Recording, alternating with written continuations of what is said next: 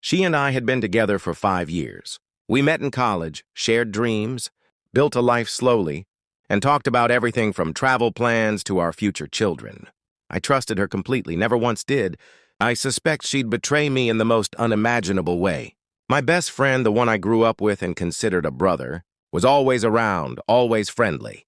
Looking back now, maybe too friendly. Things started to change subtly. She became more distant, more critical of the smallest things I did. If I got home late from work, she'd complain. If I bought her a gift, she'd say I was overcompensating.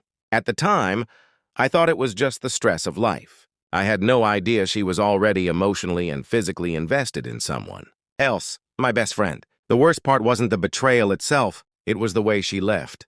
One day, I came home to a note on the kitchen table. No goodbye. No explanation. Just a few lines that said she was sorry and needed to find what truly made her happy. A week later, mutual friends told me she had moved in with him. My best friend. The one who had been like a brother to me. What she didn't know, though, was that I had spent the last 2 years quietly building something of my own.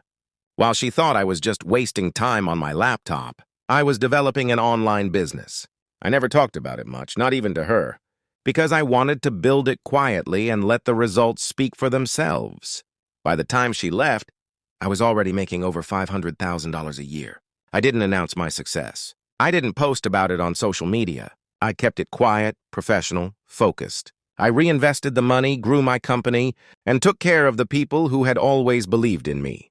I upgraded my life slowly, carefully, moved into a better place, bought my dream car, traveled a little, and stayed under the radar. Months later, I saw her by chance at a coffee shop. She looked surprised, shocked even. I was dressed sharply, looking confident and calm. She tried to start small talk, asked me how things were going. I simply smiled and said, better than ever. She had no clue what I was really saying. She didn't know about the financial success. She didn't know I was already far ahead of where I had ever dreamed. From mutual friends, I later found out that things between her and my former best friend weren't as perfect as she had expected. Financial stress, trust issues, arguments, it was all beginning to crack. Meanwhile, I was thriving, not just financially but emotionally. I had healed, grown, and rediscovered my worth. I never sought revenge. I didn't need to. My life became the answer to everything.